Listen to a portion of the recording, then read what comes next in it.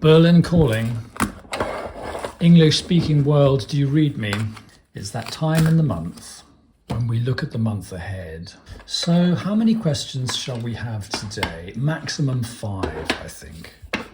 Let's just cut the deck and find out. 3 questions. 3 questions for the month of April. May the Easter Bunny bring you everything you wish for. Let's have that one, that one, that one. I'm feeling a little mad today, but that's not such a bad thing, is it? Hermit, le pendu, papesse. Okay. Which matters can only be resolved by looking inside quietly? And in which matters do we have to let go and go with the flow? And what is hidden? Papesse. Let's have a shuffle. Please give us 3 answers for the month of April.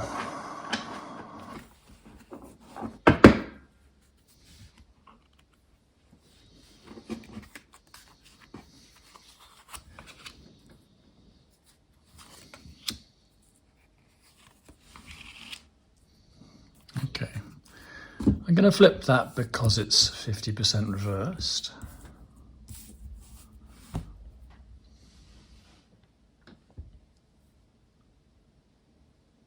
I sometimes think 10 of Swords, it doesn't really matter whether it's upright or reversed because it's always the 10 of Swords. And it's always, in a sense, the low point. And it's always the point from which things can only get better. And so, you know, it doesn't really matter whether it's the 10 of Swords or not the 10 of Swords. But it's the 10 of Swords, isn't it? So, I mean, that actually resonates with how I feel at the moment. You know, there's quite a lot of catastrophizing in the air. And there's quite a few predictions of the end of the world as we know it. And I think we need to let go of that, actually. I think we need to live our lives and go with whatever flow there is, you know, whether it's the flow of your personal development, whether it's the flow of outside events, whether it's the flow of events that are beyond your control, or the flow of events that you are actually wholly or partly controlling or responsible for. The Hanged Man is a card in which the conscious mind is not really on top of things. It's not a card of unconscious living, but it's a card of letting go of knowing everything, letting go of being sure, and allowing ideas to come in from your unconscious or subconscious or whatever you call it. And this suspension image is also to do with allowing your values or beliefs to be turned on their head, allowing yin to become yang or vice versa, so that things that you perceived as unfortunate could also be perceived differently. So a negative can be perceived as an opportunity or a positive. Okay. Now, what matters can only be resolved by going inside. And this is a slightly similar feeling to Hanged Man, but it's also more to do, we don't really have to knock ourselves unconscious for this one. It's just a matter of quietness and a matter of accepting that the basis for living is our own understanding of things, our own nature, our own truth, our own beliefs. And of course, we all have different ones. But in order to function, you have to touch base with who you are and what you believe every now and then. I mean, I see this as quite a quiet card, not as a crusading card, you know. I connect with myself in all my smallness and limitedness when I'm doing hermit. But what are we thinking about? A negative Knight of Cups card. Okay, the Knight of Cups is someone who arrives with an offer, and one of the keywords for him that I use is seductive. It is a gorgeous romantic card, and it is an arrival of someone on the scene with an offer. But the Knight of Cups is also a little bit tricky because he's associated with Scorpio.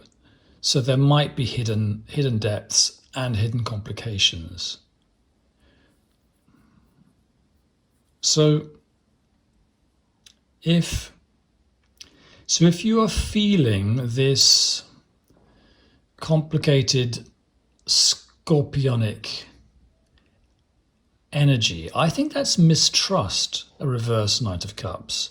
You know, is the cup poisoned? And that's a very deeply, deeply mistrustful thing, you know. That's mistrust on a quite a deep sort of existential level. In other words, are we being supported or undermined? And I think the answer to that has to come from within. So if this is a paranoid feeling, a reverse Knight of Cups, in which one is unable to receive gifts without feeling threatened, okay?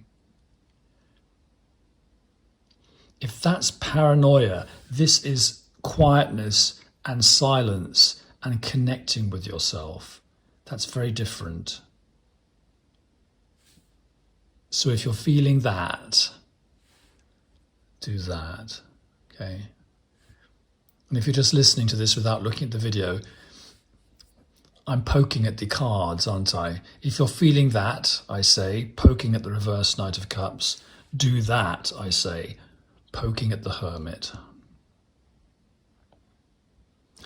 Over on the other side of the table, and by the way, if you're also listening and not watching, this is rather a pretty spread today. We've got a lot of purple on the table. We've got a purple Hermit, a purple Papes, and up in the Aquarian deck, we've got a purple clouds for the Ace of Swords and the Ten of Swords. So it's all happening. And even La Pendue, the Hanged Woman, in fact it is in a purple doublet with little pink wings. So we have an Ace of Swords, an original idea which can start things, can set things in motion. And again, it's hidden. Papes, it's hidden. It is unseen and it is as yet unknown. So this is all very purpley, isn't it? And very mysterious and moody. And there's a feeling of, let's not judge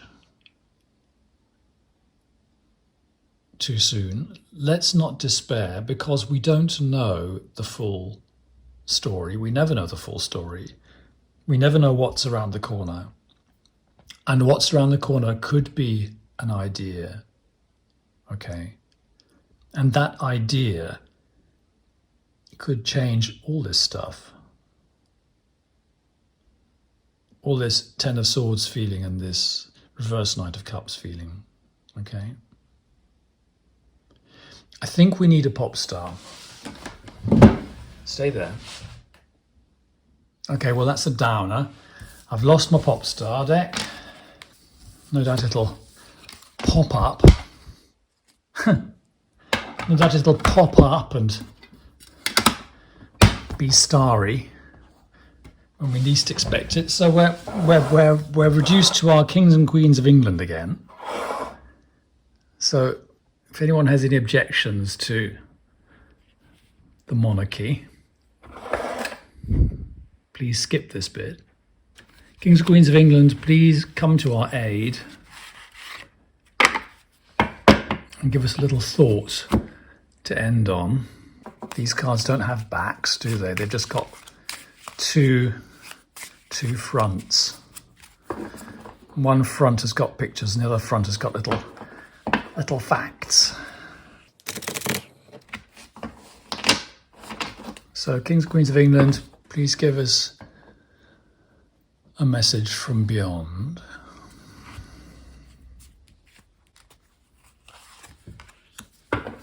Oh, that looks like Queen Anne, doesn't it? It is Queen Anne, known for the lovely architecture of her reign. Let's have a look. Okay, well, I've just checked, and they say that Queen Anne is remembered as the steadfast mother of a united kingdom. So she actually oversaw the unification of the United Kingdom, and also she had quite a life as a mother in a sense, though it wasn't very happy. She had many pregnancies and many children, and none of them survived her. But she was remembered as being dutiful and warm and not showy. She wasn't an ego, Queen Anne. And as I say, architecture was good.